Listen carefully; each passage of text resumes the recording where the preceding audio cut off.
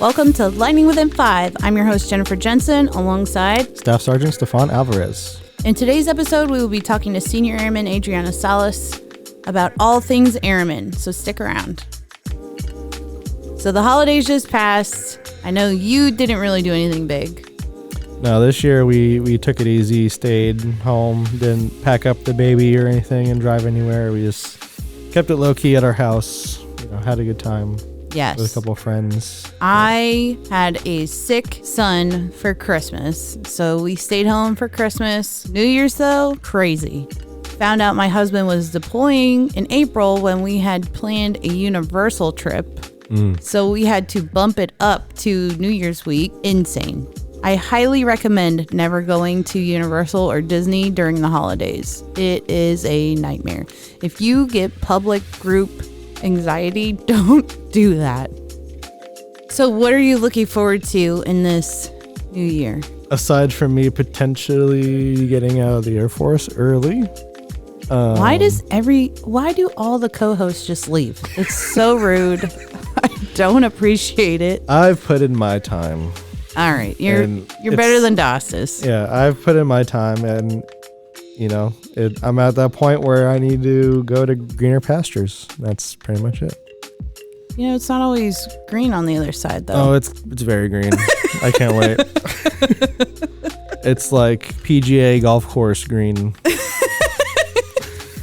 Like the rich green. Yeah.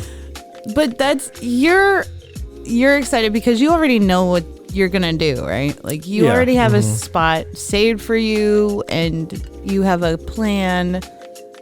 When I was getting out, I was just like, I am done with the Air Force. I don't know what I'm gonna do, but I don't want to be here. Yeah, I actually have a solid, tangible plan that, is pretty much just waiting on me getting out to execute. And most people, aren't that lucky to know, exactly where they're going to work, exactly what they're going to do when they get out. Yeah. I will say, full stop, if I didn't have this plan in place, then I would probably be staying in until the end of my contract in 2025 and, doing whatever I could to set myself up for success on the outside, like something else, school or a skill bridge or whatever, or even I know this is a recent change, but now they are offering the opportunity to cross train at the end of your enlistment instead of just getting out. So, taking advantage of something like that if I didn't have, a solid plan. Yeah. Since this episode is going to be geared towards airmen, I will say this, if you are at the end of your first enlistment and it just seems like there is no hope, as an example, I had such a terrible, terrible supervisor who shall not be named, but she gave me no hope that there were better people out there that would actually want to take care of me as an airman. And I was at a terrible location. So I was like, I don't see the light at the end of the tunnel. Yeah, you drew every short straw that you could have. So for me, getting out, even with no plan, was better than the situation that I was in. So I would say for any airmen that are listening, don't do that. It might seem like you're in a rough spot now, whether it's supervision or your location, but it can get better. You really just have to make the most of every situation that you're in. I was a crusty senior airman ready to move on, and the Air Force was like, no, you're not moving anywhere. Or they tapped me for 5 deployments, and I'm like, okay, I'm over this. I don't want to do it anymore. It's easy to get stuck in a rut. Yeah. You feel like a bitter rut. Yeah. Yeah, where you build up the saltiness and stuff, and you feel like nothing that you can do will change anything, and it's just gonna suck for all of eternity. But right, there's always options, especially as a first-term airman. You have so many benefits as a first-term airman. 100%. Base of preference applications, retraining, all that kind of stuff, and it all goes away once you re-enlist. Yep. Yep, you're not wrong. So if you're an airman listening, hold on. If you're a bitter airman listening, hold on to hope. There are greener pastures out there for everybody. You just have to find your passion and take that route. Mm-hmm. And if that's getting out, then by all means, get out.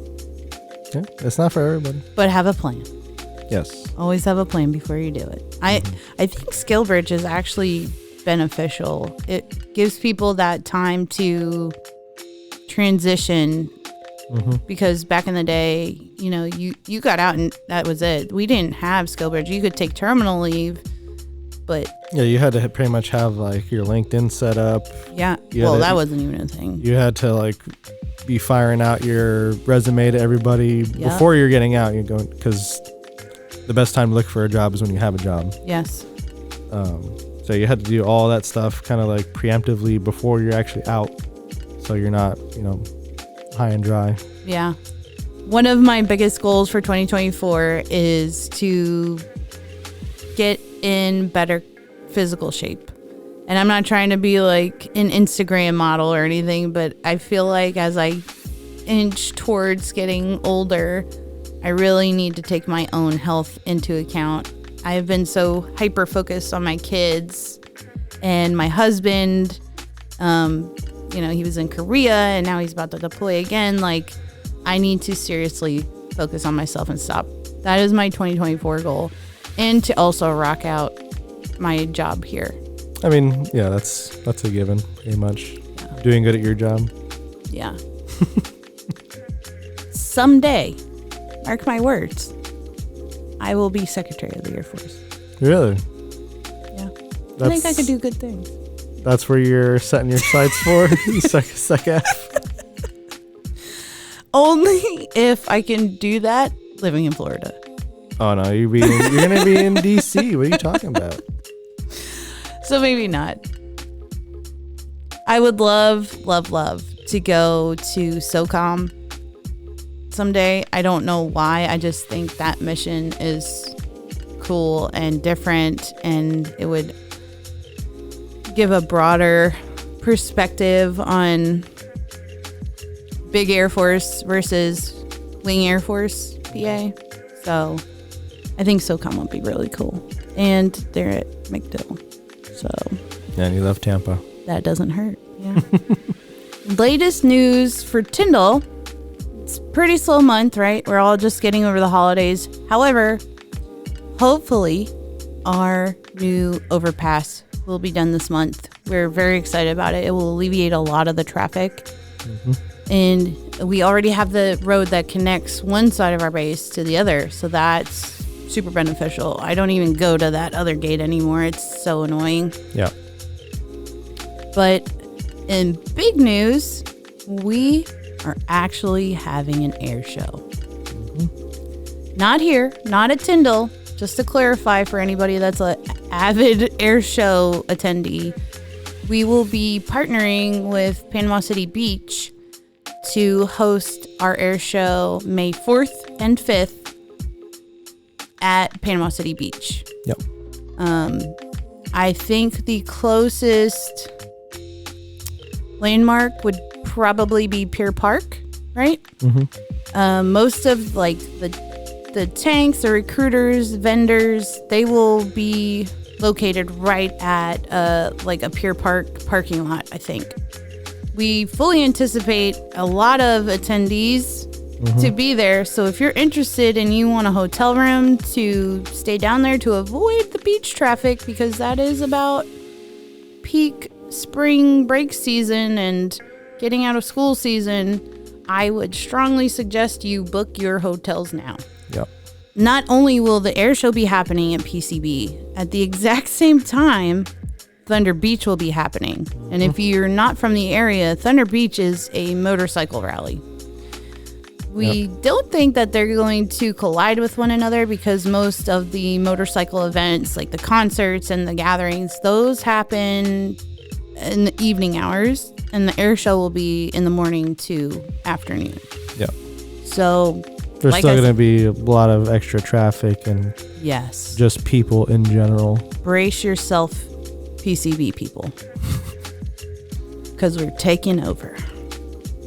Stay tuned, because after the break, we will be back with Senior Airman Ariana Salas talking everything Airmen.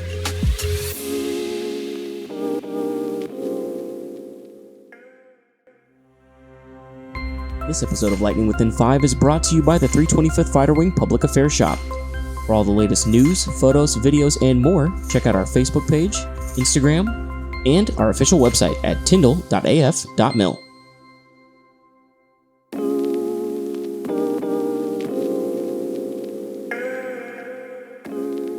Welcome back to Lightning Within 5. I'm your host, Jennifer Jensen, alongside Staff Sergeant Stefan Alvarez. And we are here today speaking to the one, the only, senior airman now. Yes, senior airman. Salas. She is one of the all-star airmen for Tyndall Air Force Base, and we had to have her on here so she could speak on behalf of all the airmen and give us updates on what's going on with them. So, welcome. How have you been? I've been really good. Thank you so much for having me. Being on a podcast is really cool, so I greatly appreciate you having me here today. Yes. How was your holidays? I had a really great Christmas, actually. I spent it with my fiance, and I recently got engaged, too, so we took, holiday pictures, so that was really nice, spending it with family. And since I'm about to deploy, it was kind of our last holiday spent together, so it was overall a really good time. Awesome. Are you nervous about the deployment? I definitely am nervous to go, especially because I've never been out of the country. So it's very nerve-wracking, especially, hearing everyone's stories when they get back. They all have their different, experiences. So I'm just nervous for what kind of experience I'm going to have over there being in a new country, away from everybody. We're 8 hours away in time over there. So I think deployments also open windows for life experiences. Sergeant Alvarez, you've been on deployments. Yep. When you deploy, you have a better appreciation for everything we have here in the States. Just like a working bathroom, that's plumbing. Yep. It kind of humbles you, I think, right? If you go to a rough deployment, yeah. Yeah, definitely stuff you think about, I actually didn't need this, Yeah. Being back here, it humbles you a little bit for stuff you actually need and don't need over there. Yes, and it makes you appreciate your family and your loved ones and your friends so much more, especially if they still communicate with you while you're gone, because some friends don't do that. Yeah, you always got to be the one to reach out sometimes, but yeah definitely grateful for the family you have. And speaking of you being so busy, one of the things that you've been busy with is promoting. You got BTZ. Yes, I did. Congrats, girl. You deserve it. Thank you. Yeah, it's definitely, I was surprised, even though everyone's I don't know why you're so surprised. That stripe's yours. But I've always been a very humble person. So I was kind of there's a chance that I might not get it. There's a chance, but it's definitely a great surprise. When I actually went to my BTZ board, I was so nervous. Chief Sharp sitting right in front of me, and I'm like, oh my God, you got to be so professional, and they're asking you all these questions, and you don't know what they're going to ask you, so you just have to be ready. And also, knowing the Airman's Creed, making sure I don't mess up on anything. But, as soon as I went in there, I was super confident. I also had my supervisor with me, so that was super helpful to have my support right next to me too. So I went in there super confident and was just answering all the questions, and they were actually really surprised at the end. They give you feedback to your supervisor, and they're like, she did so good. She prepared for this so well. And they were like, whatever she did, that's what every airman needs to do. Aww. And I was so honored because, I work really hard in everything that I do, and I always make sure that I'm prepared. So to be able to get that feedback from, Chief Sharp, he's a command chief. So that was really an honor, and to be able to nail my BTZ board like that. Getting BTZ and my whole squadron, my commander coined me and then gave me my BTZ in front of everyone. So that's a really big honor as well. Aww. Yeah. But that's so cool. Yeah, it's also a big honor too, because A1C Larry passed, and he was my best friend. So for me to be able to do that for the both of us, it was really a big honor, and I know that he's super proud of me too. Yeah.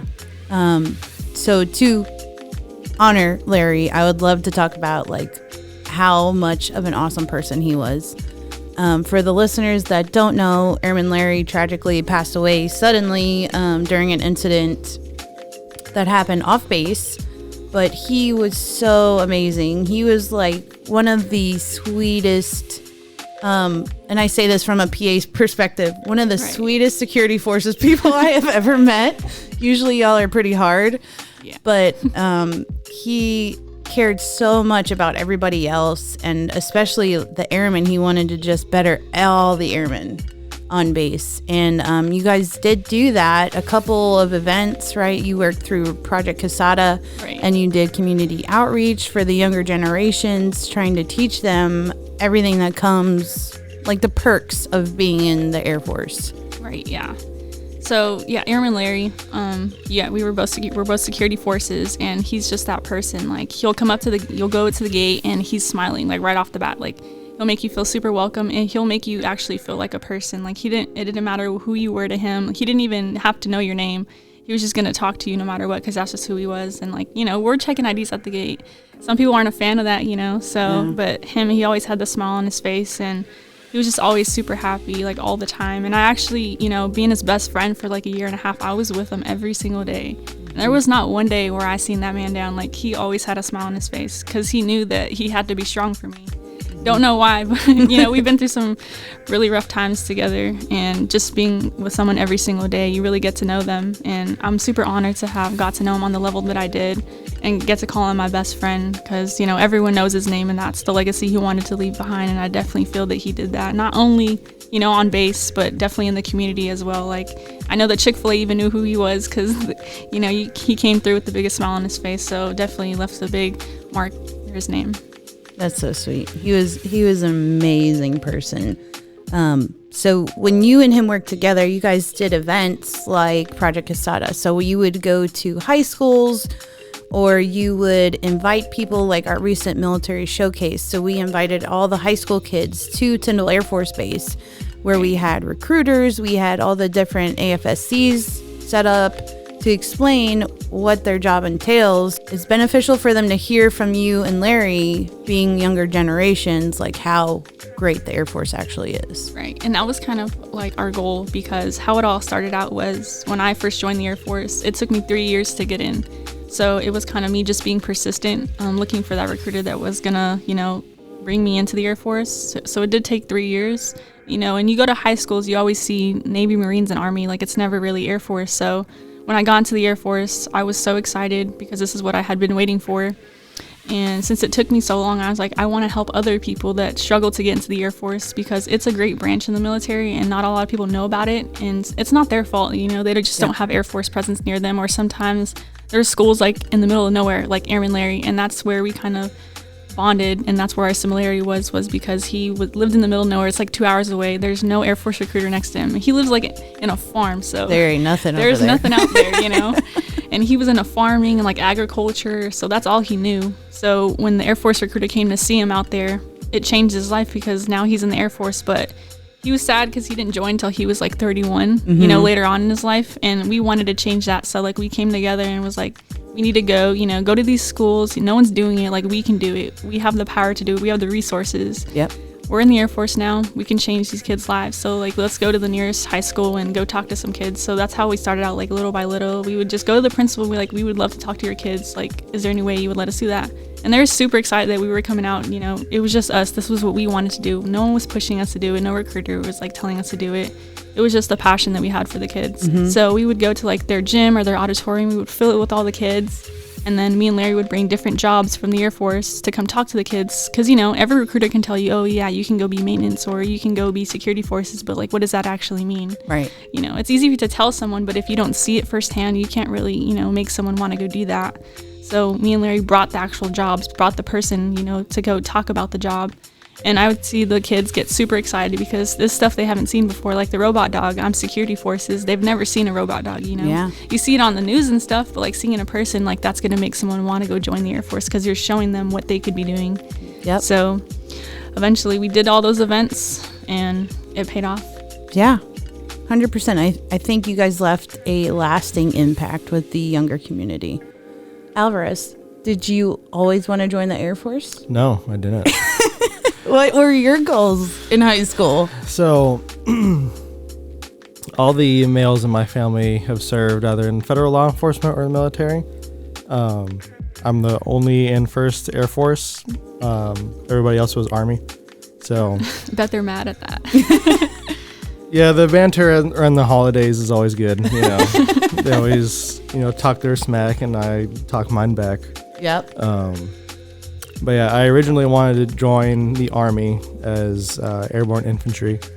But got a lot of pushback for You got the polar opposite job. Got a lot of pushback from family, concerned about my well-being and all that stuff. No kidding. So, especially around the time I wanted to join, which was about a year after I graduated high school in 2012. So things around like Middle East and Africa around that time frame was a little active, more so than it is now. As now is not really a whole lot going on.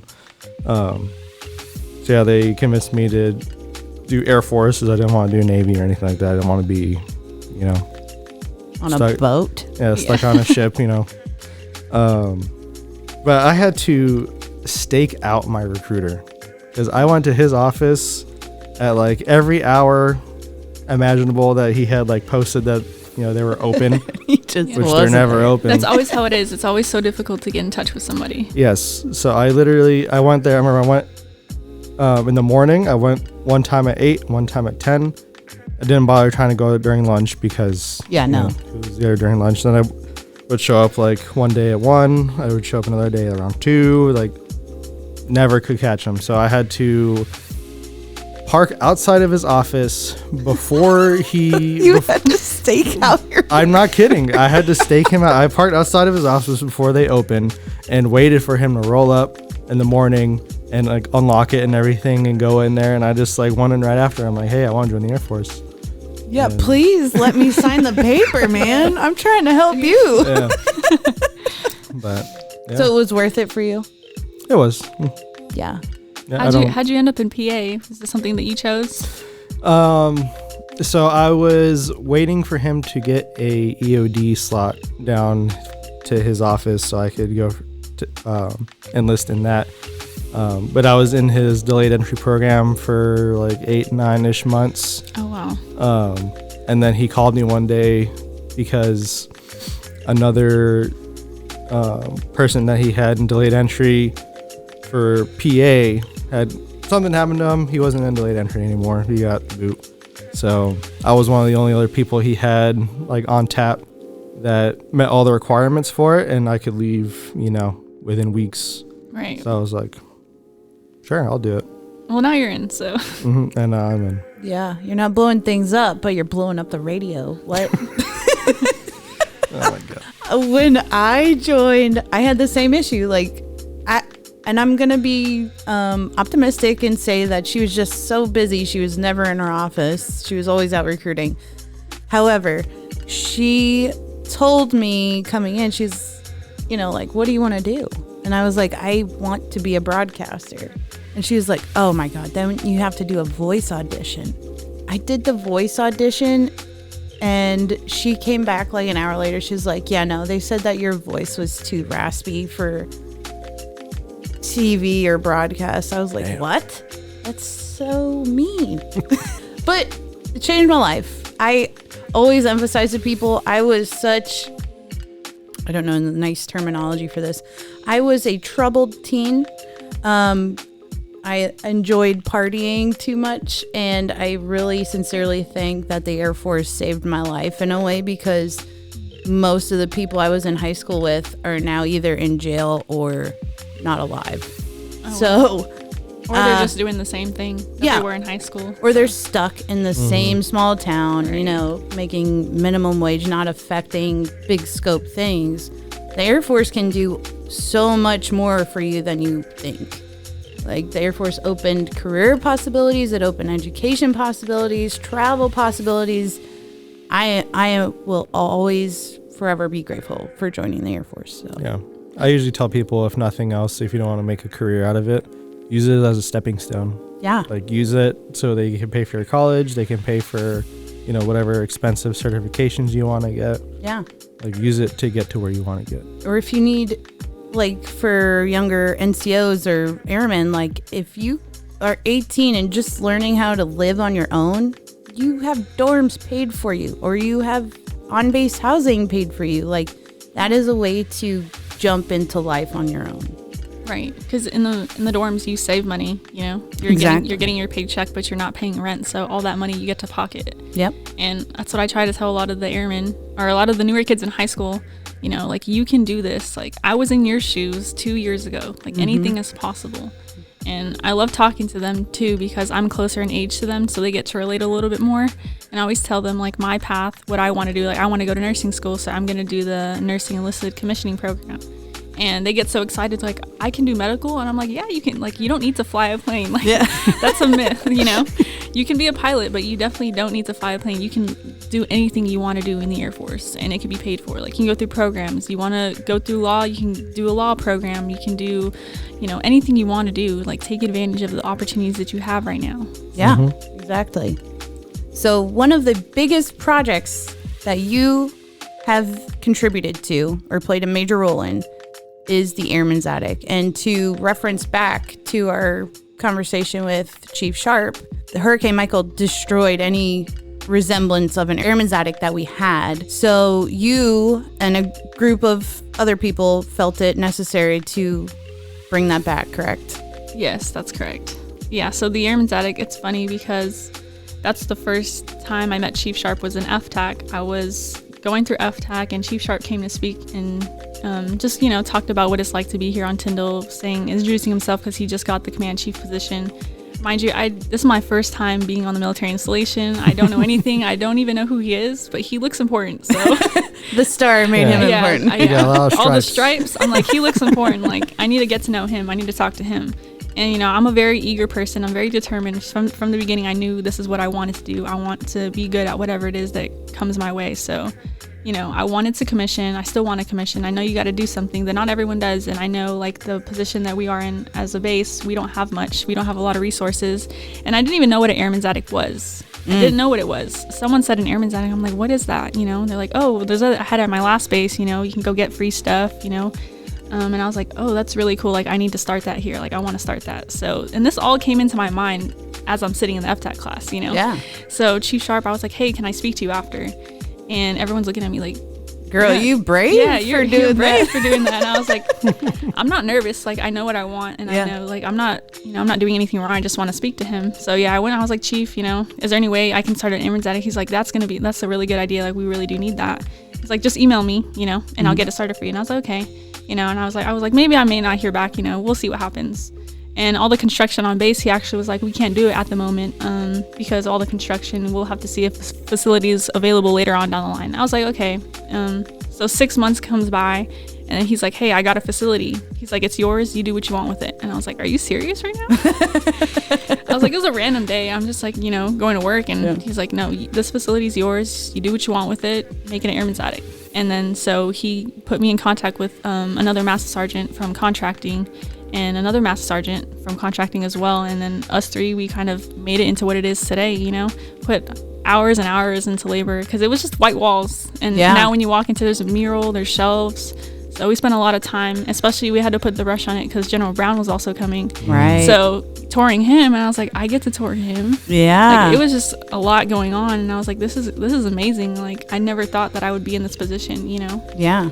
Looking back at it. So yeah, Airman's Attic opened up finally, toured General Brown, and it looks so amazing. Like, just the layout of everything, and it's also just so rewarding to see airmen come and grab stuff for free. Yes. And knowing that 100%. They didn't have that before, and I get to give that to them. I get to give airmen volunteer opportunities because it's a weekly thing. They can, you know, come and volunteer and stuff. So just knowing that I can provide for families and people in need, it's very rewarding. If you have never gone to the Airman's Attic, what are a couple of things? I know, like uniforms, if you pack on a couple of pounds after the holidays, like some of us do, go there, get you a bigger pant, you know, or shirt, because it is all free. And you guys don't keep tally on like who's taking what. It's just there for people who need it, right? Right. So Airman's Attic essentially is just a place you can go. We have, you know, blues, OCP tops, pants. We have stuff for families, like if you have a newborn baby, you need a crib or something, you know, we have baby clothes, we have kitchen items, you know, if you need to people bring expensive stuff. They just drop it off like, you're going to leave this air fryer here? And, you know, I'm going to take it. No, I'm just kidding. But They definitely bring a lot of expensive stuff in, and we have a lot of kitchen items, home essentials, and the uniforms I would say is the most important thing, just because, being in the military, uniforms are so expensive. And, getting them every paycheck, that's a lot of money. So we are open to E1 through E6 airmen, enlisted, guard, reserve, and your dependents as well. So if you fall anywhere in that category, you can just come down to the Airman's Attic. You can grab anything you want for free. It's all free. And we don't keep tabs on anything. It's just free. We limit the amount of items just because we don't want everyone coming taking everything. But yeah, it's definitely free. It's a good resource, especially if you're a new airman moving into the dorms and you need something for your dorm room. Go down to the Airman's Attic, see if we have it. Or even if you're moving out the dorms, you want to drop something off there because you don't need it anymore. Yeah, definitely bring it down to the Airman's Attic. We are open for donations as well. So yeah, anything that you need, I promise you we'll probably have it there. Yeah. And where is it located now? It's currently located in the TLFs over by housing. It's going to be a temporary facility, but who knows when we'll even get a new one right now because all the construction going on. So right. Okay, so you are the head honcho for the Rising Four. Explain to the listeners what that is. So my position right now on the council, I'm the president of Rising Four. So I basically just oversee everything, make sure everyone's doing what they're supposed to be doing. Overall, the goal of the Airmen's Council is to be a good resource for the airmen on base. And this points to particularly the airmen in the dorms too, because you're in the dorms and there's not much to do around here because the construction, we're gonna get a bowling alley and all these things, or we just have the beach. So I think that it's important to build camaraderie with each other. So we try to put on events for the airmen in the dorms and for families on base. So just bringing people together. We try to do fundraisers, raise money to do stuff, put on events for them. Right now, we kind of spent most of our time kind of building up the council. So hopefully the new council can do some good stuff with the money that we raised. How often does the Rising Four meet? We do general meetings once a month, but we'll probably do our council meetings a couple of days before that just so we can have everything prepared for our meeting. What would you say to an airman that's kind of on the fence about being in the Airmen's Council? I would always tell them that you don't have to be this well-known airman to make a difference on base, because I came and I started as nothing. I didn't know anyone. So I'm telling them anything is possible, as long as you put yourself out there, and you just give yourself the opportunity to make those connections with people and definitely take advantage of the resources and the people around you, because, we have 5-6 mentors and we have top 3 mentors. So I always make sure you get the information out of them because they're here to help you.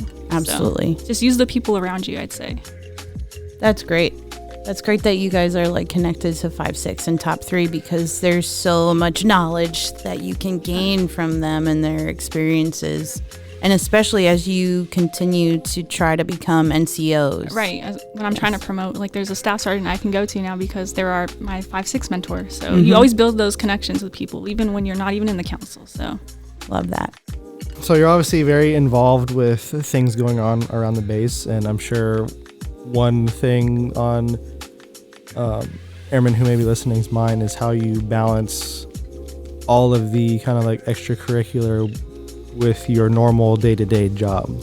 So what's that like? I would say that balancing is very important. I did not do that because I was so busy with everything that I was doing. But I knew I was strong enough to handle it. So now that I've kind of accomplished everything that I've wanted to accomplish here on Tyndall, now I'm kind of taking the time for myself right now and kind of passing the torch down to someone else. But I definitely say that it depends on your job too, how you can balance that, because I'm security forces, so I have to wake up at 3 a.m. to get to work, and I get off at 6 p.m. So it's a long shift. And then after that, I'm already okay, what am I going to go do for the Airman's Attic? I'm already thinking about what I have to do next. So I don't really have the time to take time for myself. So, but that was just the sacrifice I was willing to make, and not a lot of airmen are willing to do that. And I would say it's very important. If you want to get where you are, you need to sacrifice your time, because people, I like my free time, but what are you willing to give up? So I would say that's very important, the sacrifice. But definitely take time for yourself, even if it's just a day off. Just don't do anything, because I would find myself here on base on my days off and everyone's what are you doing here? And just I don't know what it is. I'm so used to being on the move that when I'm sitting in my room, I'm just I could be doing something right now, and then I end up here, and then they're no, I don't want to see you here, and they kind of ban me. They're I don't want to see you here, and I'm just okay. So I got forced into taking time for myself, but just definitely take time for yourself. And I would say love what you do. Don't do it for the wrong reasons either, because then it's not going to be what you want it to be. So You definitely have the work hard, play hard mentality, but again, emphasis on you always need to stop and focus on yourself once in a while. Definitely. Yeah. And now you're about to deploy, so you'll have plenty of time to do that. I have so much free time to think, but I'm also going to be on the go, staff's coming up, test for staff. Ooh. I'm also trying to commission, so getting my package ready. So Okay. I will be relaxing, but not really. Yeah. Doing great things. But the sooner you accomplish all those goals, the sooner you can like sit back and appreciate all your hard work, Right. I agree.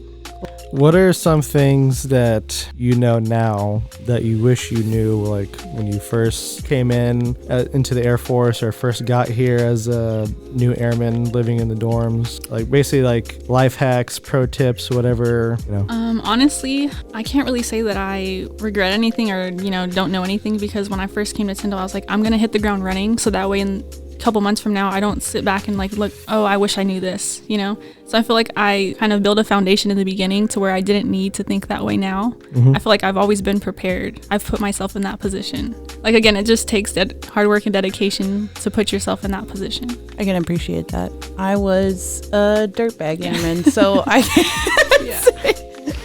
I was a dirtbag. I was an airman basic when I got to Dias. And then about like my A1C years, I was like, okay, enough's enough. I gotta actually try. And then I also got BTZ, and I shocked myself. I shocked my supervisor. She was like, oh my God, you actually did it. It's amazing. See, anything's possible. Yeah. As long as you like pinpoint your goals and you work hard to get there. Yeah. You recognize them early on. Like, I knew I wanted to commission. I was like, okay, I don't want to waste months. And when I could be taking a class, I want to take the class now, be ready, because I can commission on my like third year, enlisted. So it's kind of starting yourself for success early on in your career is very important. I would tell a lot of people that it's very important to do that early on. Love that. I think you would make a fantastic officer. Thank you. Or chief. We never know. Chief. Yeah. Either or, you'll be great. All right. Well, Senior Airman Salas, thank you so much for joining us today. We really appreciate it. We hope the airmen appreciate that you're here and all the things that you've done for them. And we wish you nothing but luck and good times on your deployment. Thank you. I'm so excited. Hopefully I can be back soon. Yes, we hope you come back and stay here for at least a little bit. Oh, yeah. I'll definitely be back. Yeah. Okay. Thank you. Thanks for listening to Lightning Within 5. Let us know your thoughts, your comments, your opinions, anything, what you would like to hear on it. If just write us or comment us. We appreciate you all for listening, and have a great Team Tyndall day.